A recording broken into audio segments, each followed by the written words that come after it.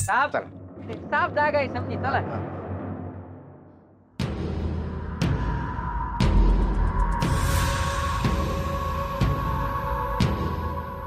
भैरी भैरी अव काळ भैरी अव पंच आल्यात आणि त्यांच्या संग कोणतरी आलाय भेटाया. भैरी काळे भैरी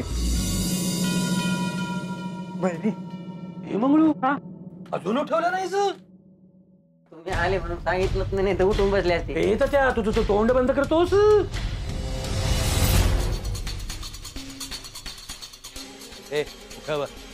कवा धरून तेच करतो आहे की उठतच नाही. माता आता काय जायचं माघारी आता चला. ए पोपटा गप्पा बस. मग आता काय भेट नाही होणार का आमची? नाही नाही अशी कशी भेट होणार नाही. होणार. हे तर त्या तू उठावा. आता मी नाही उठणार बाबा. आदित्य मायावर चिडलेले मी इथं येत नाही म्हणून. यो नाटक नको बघा. उठावा म्हणतो ना. उठा भैरी भैरी अरे तात्या तुझं काय माहित राहत व्हायचे. गुरु आहेत गुरु.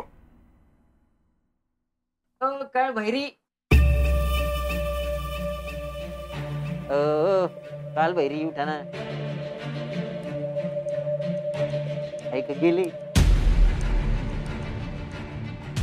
तात्या. अरे आज तर म्हणू नका की. अरे उठणार नंतर काय करणार आहे. हे मंगळू नेहमी कसे उठतात. अहो ते त्यांचं तेच उठतात. कवा कवा तर फाटच उठून बसतात. आणि कवा कवा रात्रीसाठी स्वतंत्रीसाठी रात होती तरी मी उठत नाहीत. ध्यान करतात.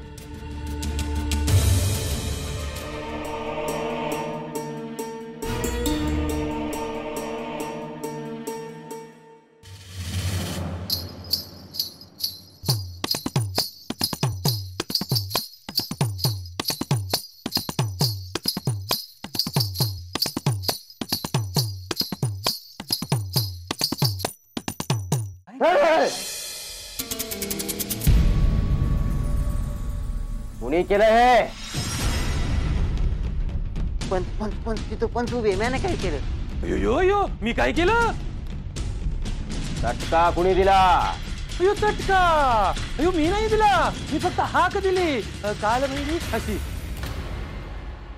मी तर आवाजच दिला ना. भैरी असा. इथे कशासाठी आलात? काय इथून? चला चला चिडली ती चला. अयो हे तर त्या तुझं तू तोंड बंद कर बघा. अयो काल भैरी हे माझे मित्र आहेत. पलीकडच्या गावचे पाटील आहेत. तुमच्या दर्शनासाठी घेऊन आल. वा छान केलं. अय्या मी त्यांना सांगितलं की तुम्ही खूप मोठे आहात म्हणून. हिमालयात तप करून आलात म्हणून. त्यांना एक अडचण आहे. आता तुम्ही आहात म्हटल्यावर अडचण कोण दूर करणार.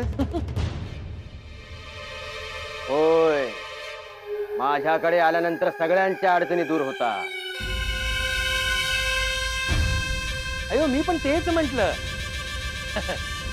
त्यांच्या मुलाचं लग्न करायचं आहे आणि मुलगा जरा लग्नाला नाही म्हणतो आहे.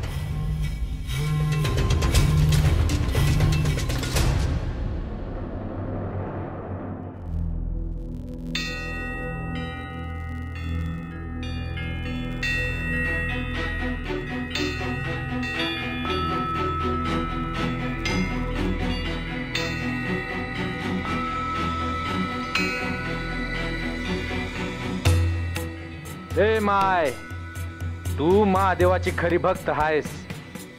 रोज श्रद्धेनं बेल व्हायला आहे. नैवेद्य दावला आहे. अभिषेक बी केला आहे. तुझी भक्ती वाया नाही जायची. काळजी करू नका. म्या हाय.